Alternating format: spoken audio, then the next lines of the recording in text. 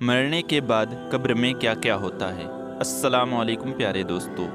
جب اللہ کا انکار کرنے والا کوئی شخص مرنے کے قریب ہوتا ہے اور دنیا سے اس کا رشتہ ختم ہونے لگتا ہے، تب اس کے پاس نہایت ہی سخت یعنی طاقتور فرشتے آتے ہیں۔ ان فرشتوں کے پاس آگ کا لباس اور گندھک کی قمیض ہوتی ہے۔ وہ شخص کو گھیر لیتے ہیں۔ جب اس کی روح نکلتی ہے تو زمین آسمان کے درمیان والے فرشتے اور تمام آسمانی فرشتے اس پر لعنت بھیجتے ہیں اور اس پر آسمان کے دروازے بند کر دیے جاتے ہیں۔ ہر دروازہ ناپسند کرتا ہے کہ وہ اس میں سے گزرے۔ جب اس کی روح کو اوپر لے جایا جاتا ہے تو اسے پھینک دیا جاتا ہے اور کہا جاتا ہے، اے رب، یہ تیرا فلاں بندہ ہے، اسے نہ آسمان قبول کرتا ہے نہ زمین۔ اس پر اللہ تعالیٰ فرماتا ہے، اس کو واپس لے جاؤ اور میں نے اس کے لیے جو برا عذاب تیار کر رکھا ہے وہ اسے دکھاؤ، کیونکہ میرا اس سے وعدہ تھا، جیسا کہ اللہ تعالیٰ کا سورہ طٰہٰ میں ارشاد ہے، ہم نے زمین ہی سے تمہیں بنایا اور اسی میں تمہیں پھر لے جائیں گے اور اسی سے تمہیں دوبارہ نکال لیں گے، یہاں تک کہ اس سے پوچھا جاتا ہے کہ اے فلاں، تیرا رب کون ہے، تیرا دین کیا ہے اور تیرا نبی کون ہے؟ وہ جواب دیتا ہے، میں نہیں جانتا۔ بس کہا جاتا ہے، تو نے جاننے کی کوشش ہی نہیں کی تھی۔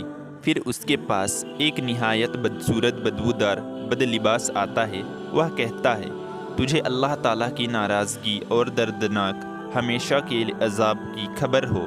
کافر مردہ کہتا ہے، اللہ تجھے بری خبر سنائے، تو کون ہے؟ وہ جواب دیتا ہے، میں تیرا برا عمل ہوں۔ اللہ کی قسم، تو اس کی نافرمانی میں جلدی کرتا اور اس کی فرما برداری میں کوتاہی کرتا تھا۔ اللہ تعالیٰ تجھے برا بدلہ دے۔ پھر اس پر ایک بہرا، اندھا اور گونگا فرشتہ مقرر کر دیا جاتا ہے۔ اس کے پاس لوہے کا ایک گرجی یعنی بڑا سا ہتھوڑا ہوتا ہے۔ اگر جنوں سے ہتھوڑے کو مل کر اٹھانا چاہے تو اس کو اٹھا نہیں پائیں گے۔ اگر اسے پہاڑ پر مارا جائے تو وہ مٹی بن جائے۔ وہ اسے ایک ضرب لگاتا ہے یعنی ایک چوٹ مارتا ہے تو وہ اللہ کا انکار کرنے والا یعنی کافر مردہ مٹی ہو جاتا ہے۔ پھر اس میں روح لوٹ آتی ہے۔ پھر وہ اس کی آنکھوں کے درمیان ایک ضرب لگاتا ہے تو جنوں کے علاوہ زمین کی تمام مخلوق اسے سنتی ہے۔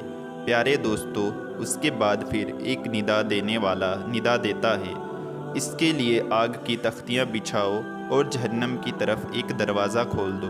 بس اس کے لیے آگ کی 2 تختیاں بچھائی جاتی ہے اور جہنم کی طرف ایک دروازہ کھول دیا جاتا ہے۔ حضور نبی پاک صلی اللہ علیہ وسلم کا فرمان جنت نشان ہے۔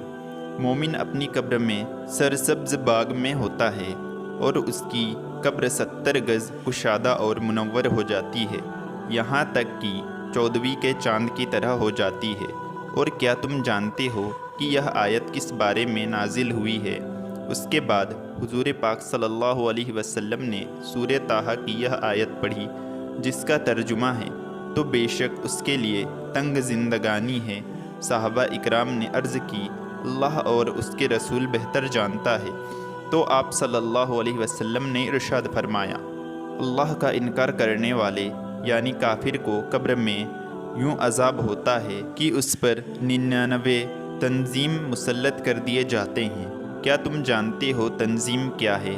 وہ 99 سانپ ہے۔ ہر سانپ کے 70 سر یعنی فن ہے۔ وہ قیامت تک اس کے جسم کو چاٹتے اور کاٹتے رہیں گے۔ دوستو، ام المومنین حضرت عائشہ صدیقہ رضی اللہ تعالیٰ عنہ فرماتی ہے کہ حضور پاک صلی اللہ علیہ وسلم نے ارشاد فرمایا، بے شک قبر دباتی ہے، اور اگر کوئی اس سے محفوظ رہتا یا نجات پاتا تو سعد بن معاذ نجات پاتے۔